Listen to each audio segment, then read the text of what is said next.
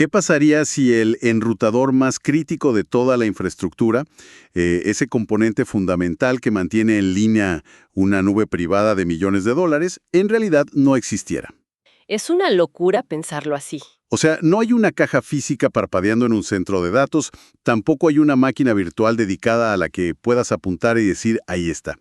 Es, a todos los efectos, un fantasma. Totalmente un fantasma. Un ente distribuido y fragmentado que vive simultáneamente en todos los rincones de la red. Fíjate que es un concepto que te rompe la cabeza la primera vez que te lo encuentras. Porque durante décadas nos acostumbramos a pensar en las redes como tuberías y embudos, ¿no? Claro, tuberías que van a un solo lugar. Exacto. Todo el tráfico tenía que viajar físicamente a un punto central para ser inspeccionado y enrutado. Pero esa arquitectura centralizada se convirtió en el gran cuello de botella del mundo moderno. Y por eso estamos aquí. Bienvenidos y bienvenidas a este análisis a fondo. Hoy nuestra misión es desentrañar cómo la arquitectura de redes modernas en nubes privadas ha evolucionado para resolver precisamente ese cuello de botella. Así es. Vamos a sumergirnos en cómo conceptos como la tenencia múltiple, la conectividad sin interrupciones y los clústeres inteligentes están redefiniendo por completo lo que creíamos saber sobre infraestructura tecnológica. Y es un viaje fascinante, la verdad, porque ya sea que quienes nos escuchan diseñen estas infraestructuras todos los días o simplemente consuman aplicaciones de gran escala, entender esta maquinaria invisible ayuda muchísimo. Ayuda a ver el panorama completo. Sí, exacto. Ayuda a comprender cómo las plataformas modernas logran escalar masivamente sin colapsar bajo su propio peso. Bueno, vamos a desempacar esto. Para entender cómo se organiza una red gigantesca hoy en día, primero tenemos que mirar cómo se divide el espacio. Ajá, el diseño base. Pasamos de redes planas, donde todos los servidores compartían el mismo dominio de difusión, a este modelo hipersegmentado de tenencia múltiple. Pero cuando miramos el diseño, no es solo una división lógica simple, ¿verdad? Hay toda una jerarquía. ¿Cómo construimos exactamente este nuevo vecindario digital? Pues mira, la mejor manera de visualizarlo es de arriba hacia abajo. Empiezas con tu espacio global que el sistema divide en proyectos. Un proyecto es esencialmente un inquilino. ¿Ok? ¿Un inquilino? Sí, piensa en un conglomerado corporativo enorme. Un proyecto podría ser la división de finanzas y otro completamente diferente sería recursos humanos, O sea, totalmente separados. separados a nivel lógico. Ahora, dentro de ese proyecto se despliegan las VPCs, las nubes privadas virtuales. Este es el contenedor real donde viven las cargas de trabajo. Y el aislamiento aquí no es solo cosmético. Es a nivel de red profundo. Es absoluto. Una VPC no tiene idea de que la otra exista a menos que tú explícitamente les permitas hablar. Y aquí es donde entra ese fantasma del que hablábamos al principio, el Transit Gateway o la puerta de enlace de tránsito. El famoso fantasma, sí. Fíjate que aquí es donde se pone realmente interesante. Estaba revisando la configuración del sistema el otro día y francamente me sentí bastante perdido. Perdiste en la interfaz. Totalmente. Si vas a la interfaz y buscas el Transit Gateway, lógicamente pensarías que está bajo la pestaña de enrutadores Tier 1, porque se comporta de forma idéntica a un Tier 1. Ajá. Pero no está ahí. Te vuelves loco buscándolo porque tiene una sección completamente aislada. ¿Por qué el sistema hace esa distinción tan radical si al final hacen casi lo mismo? Esa confusión es súper común, te lo aseguro. Y la respuesta está en las entrañas de cómo funciona la virtualización a nivel del hipervisor. Un Transit Gateway no es un simple enrutador, porque está dividido en dos cerebros separados. A ver, dos cerebros. Sí, tienes el componente DR, o enrutador distribuido, y el componente SR, que es el enrutador de servicios. A ver, detengámonos ahí un segundo. ¿Cómo funciona esa división en la práctica? Imagina el sistema de correos de una gran ciudad. El componente DR es como tener a un empleado de correos viviendo permanentemente dentro de tu edificio de oficinas. Ok. Si quieres enviarle una carta al departamento de al lado, este empleado la entrega instantáneamente, sin que la carta salga jamás del edificio. O sea, todo el tráfico se queda local. Técnicamente hablando, este enrutador distribuido vive como un módulo en el propio kernel de cada servidor físico o host ESXi. Hace el enrutamiento local a la velocidad de la memoria, sin tocar cables físicos. Entendido. Pero si necesito enviar un paquete a otra ciudad, ese empleado local no puede hacerlo. Necesita salir. Precisamente. Ahí es donde entra el componente SR, el enrutador de servicios. Esa es la oficina postal central. Ah, ya veo. Cuando el tráfico necesita funciones pesadas que no se pueden distribuir en cada servidor, como salir al Internet físico o aplicar reglas complejas de traducción de direcciones, el famoso NAT. El DR le pasa el paquete al SR. Exacto. El componente DR empaca esos datos y los envía al componente SR. Esta arquitectura dual es la razón por la que un Transit Gateway es mucho más que un simple router Tier 1. Qué buena analogía esa del correo, lo aclara muchísimo. Y dentro de esa estructura postal, dentro de nuestra VPC, tenemos diferentes zonas o subredes. Las subredes, sí. Veo que el diseño contempla 3 tipos fundamentales: las públicas, las privadas de Transit Gateway y las privadas de VPC. ¿Así es? ¿Cómo se decide qué cargas de trabajo van a cada una? ¿Y cómo manejan esa traducción de red, el NAT? Porque sé que el aislamiento a nivel de kernel es la clave de todo esto. Todo se reduce a qué nivel de paranoia de seguridad necesitas en ese momento. La primera opción, la subred pública, es tu escaparate en un centro comercial. La vitrina. Tal cual. Utiliza bloques de direcciones IP que ya son rutables hacia el exterior. Lo interesante aquí a nivel de arquitectura es que como las IPs ya son públicas, el sistema desactiva por completo el NAT interno. O sea, es tráfico transparente. El tráfico fluye directo, sí. Es ideal para servidores web que necesitan ser vistos por el mundo exterior sin intermediarios que modifiquen los paquetes. Pero claro, nunca jamás pondrías una base de datos de clientes en ese escaparate. Jamás. Sería un desastre de seguridad. Para eso usas la segunda opción, la subred privada del Transit Gateway. Piensa en esto como los pasillos internos solo para empleados. Ok, pasillos internos. Permite que múltiples VPCs dentro de la misma compañía se comuniquen entre sí usando sus direcciones IP privadas reales, sin enmascaramiento. Pero, y aquí está el mecanismo de defensa. Si intentan salir a Internet. Exacto. Si algún paquete intenta salir hacia el Internet, el Transit Gateway interviene y le aplica NAT, ocultando su origen. Genial. Y la tercera opción, la privada de VPC. Esa es la caja fuerte de máxima seguridad. Aquí el aislamiento es total. Si un servidor en esta subred quiere hablar con el exterior, se le aplica NAT. Ajá. Pero incluso si quiere hablar con otra VPC vecina dentro de la misma empresa, también se le aplica NAT. Nunca bajo ninguna circunstancia expone su verdadera dirección IP lógica. ¿Qué nivel de control? Y lo más increíble es que todo este enrutamiento y traducción ocurre milisegundos antes de que el paquete toque un cable físico, gracias a ese componente DR distribuido en el kernel. Toda esta hipersegmentación a nivel de hipervisor suena increíble, pero a mi parecer plantea un problema enorme. ¿Cuál problema? Tener esta bóveda súper segura no sirve de nada si las aplicaciones no pueden llegar a sus usuarios en el mundo real.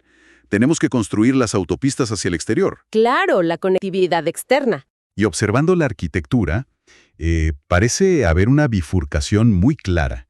Tomar el camino de la conectividad distribuida o el de la conectividad centralizada.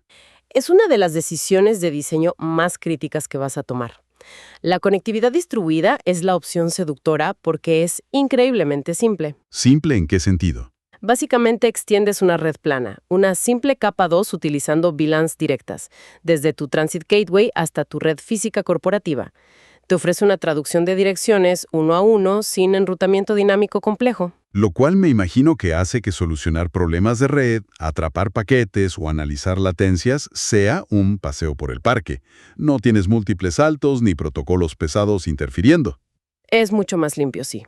Pero esa simplicidad tiene un costo oculto muy alto. No escala. Ah, ahí está el truco. Estás atado a que todos tus servidores físicos compartan esa misma red. Si tu centro de datos crece y empiezas a segmentar tus servidores físicos en diferentes subredes de capa 3, la opción distribuida simplemente se rompe. No puede cruzar esos límites lógicos. Lo que nos empuja irremediablemente hacia la conectividad centralizada, que, para ser honestos, suena como un verdadero dolor de cabeza. Un poco sí. O sea, te exige desplegar un clúster entero de nodos Edge dedicados, configurar un enrutador tier 0 y lidiar con protocolos de enrutamiento dinámico como BGP o configurar complejas rutas estáticas. Es mucha más configuración.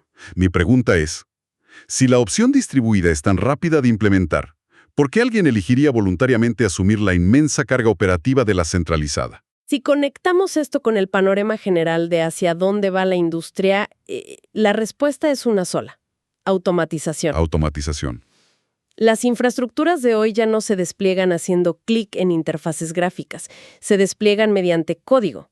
Si quieres usar herramientas de orquestación, desplegar clústeres supervisores de contenedores o simplemente permitir que los desarrolladores soliciten infraestructura bajo demanda, necesitas servicios de red avanzados. Claro, necesitas que la red sea inteligente. Necesitas NAT reflexivo, necesitas SNAT, necesitas balanceadores de carga integrados, y todos esos servicios pesados requieren obligatoriamente el motor de un clúster Edge y un enrutador tier 0. Pero espera, eso significa que hay una trampa arquitectónica enorme aquí. Y he visto a más de un equipo de ingeniería tropezar con esto. A ver, cuéntame. En el mundo tradicional de las redes, el santo grial de la alta disponibilidad es configurar todo en modo activo-activo, ¿verdad?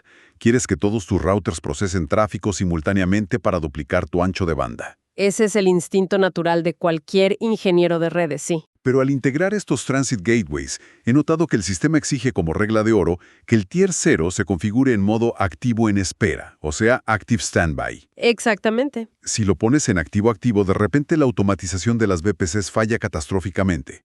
¿Por qué ocurre esto a nivel mecánico? Ese es probablemente el detalle técnico más importante de toda esta arquitectura. Lo que pasa ahí es un problema de estado. De estado de la conexión. Sí.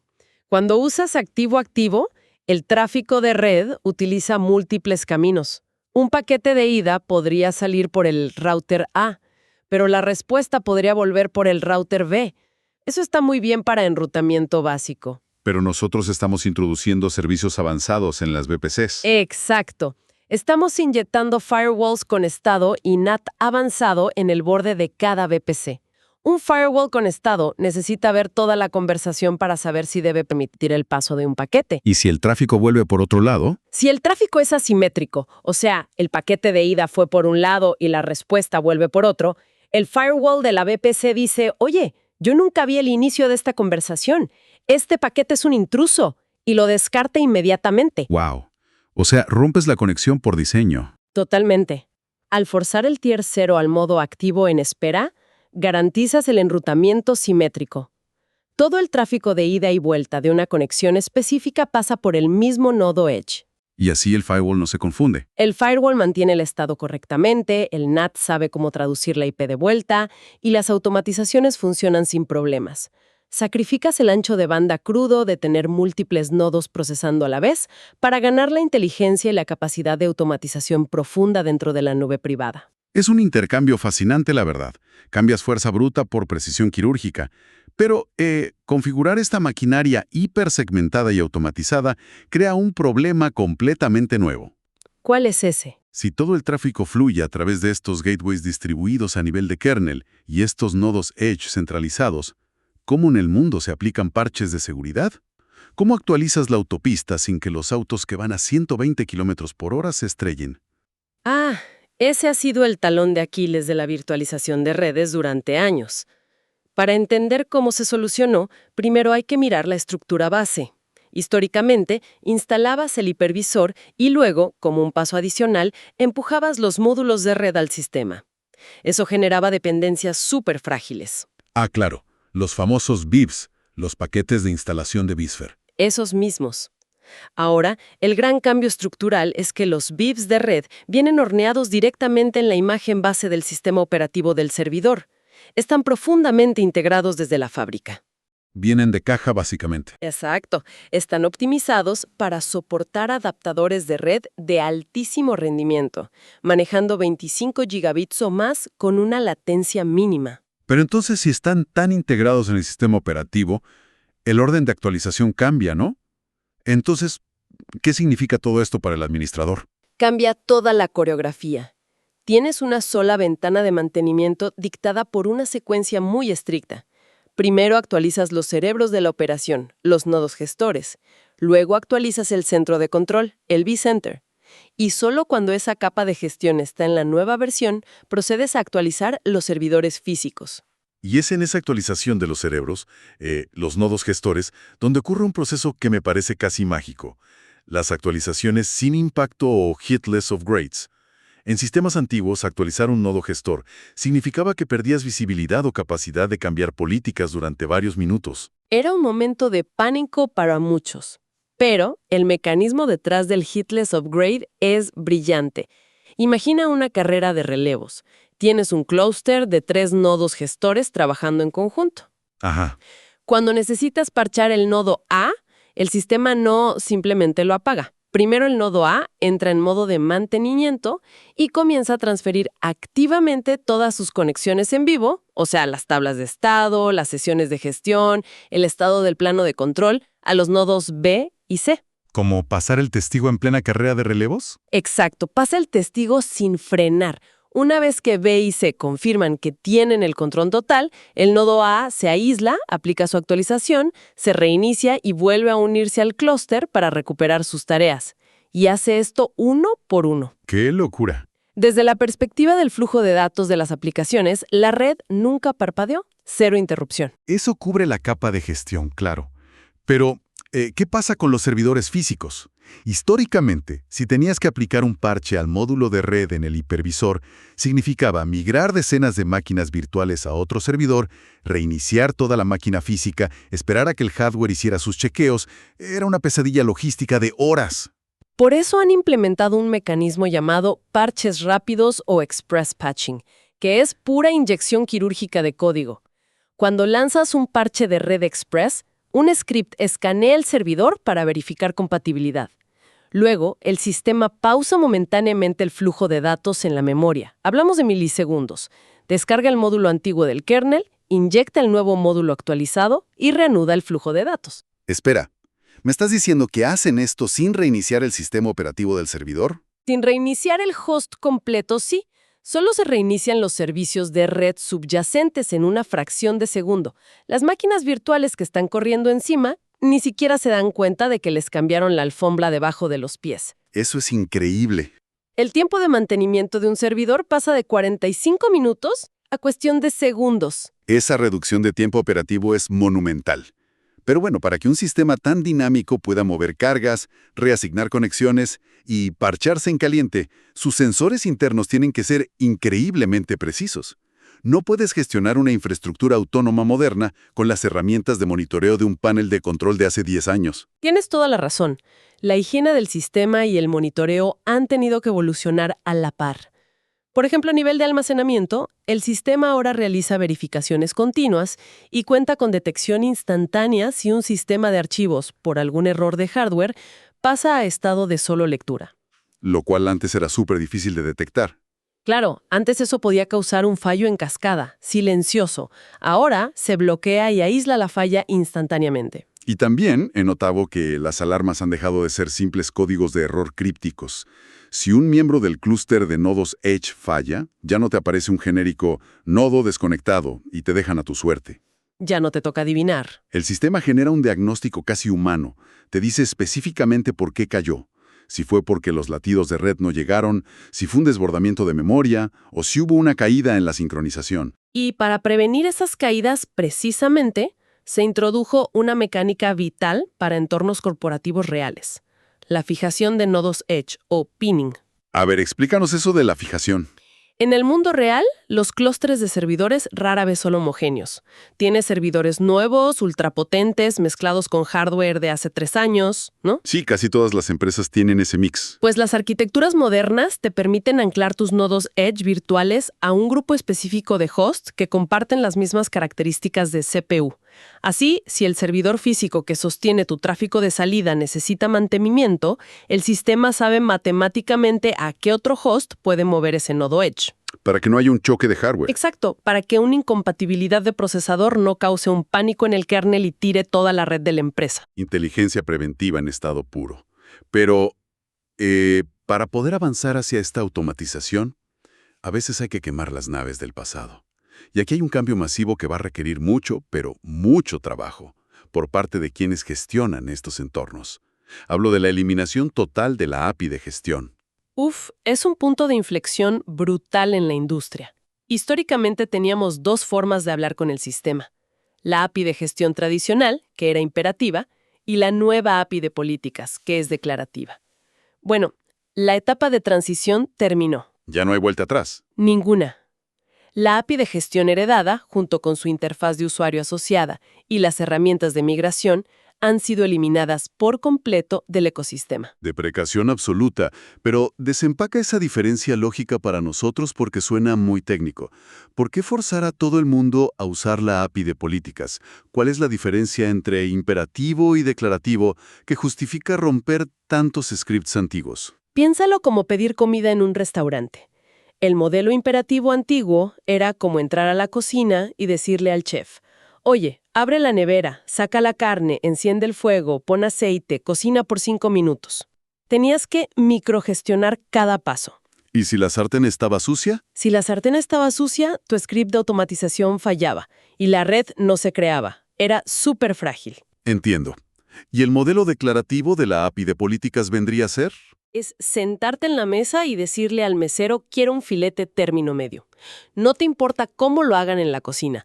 Tú declaras el estado final que deseas. Por ejemplo, quiero una VPC con estas reglas de seguridad. Y el motor de la API calcula todos los pasos intermedios, verifica las dependencias y ejecuta la configuración. Es infinitamente más resiliente y escalable. Es genial, la verdad. Pero el costo humano es alto. Imagina que eres un administrador que lleva 5 años construyendo un castillo de scripts de automatización imperativos que provisionan redes para nuevos clientes. Y de repente, ninguno funciona. Tienes mucho trabajo por delante. La migración hacia la API de políticas es un salto evolutivo hacia la red basada en intención, sí, pero va a requerir sudor, sangre y muchas tazas de café para reescribir toda esa lógica. Es el dolor inevitable del progreso tecnológico. Pero te aseguro que una vez que cruzas ese puente, la capacidad de orquestar miles de redes en segundos, sin preocuparte por el estado de configuración subyacente, compensa con creces el esfuerzo inicial. Entonces, si damos un paso atrás y miramos el panorama completo de lo que hemos desempacado hoy, el monstruo centralizado de las redes corporativas antiguas ya no existe. Ha sido reemplazado por estos vecindarios hipersegmentados, las VPCs. Tenemos enrutadores fantasmas, distribuidos en el núcleo de cada servidor, que manejan la seguridad antes de que los datos toquen un cable. Todo hiperdistribuido. Tenemos arquitecturas que fuerzan el enrutamiento simétrico para permitir automatización avanzada y firewalls con estado. Y sistemas que se actualizan pasando el control como una carrera de relevos y parchean sus motores en fracciones de segundo. Y todo esto plantea una pregunta importante, quizás la más grande de esta década para nuestro campo. Si nuestras redes privadas de hoy ya son entidades declarativas capaces de autorrepararse, de realizar actualizaciones invisibles para el usuario final y de aislar amenazas automáticamente basándose en políticas escritas en código, ¿qué nos depara el futuro? Es una gran pregunta. Estamos presenciando el momento en que el papel del ingeniero de redes deja de ser el de alguien que entiende de cables físicos, latencias y configuraciones de BGP, para convertirse en alguien que simplemente audita y gobierna la inteligencia artificial encargada de pilotar estos ecosistemas autónomos. Es una transición fascinante.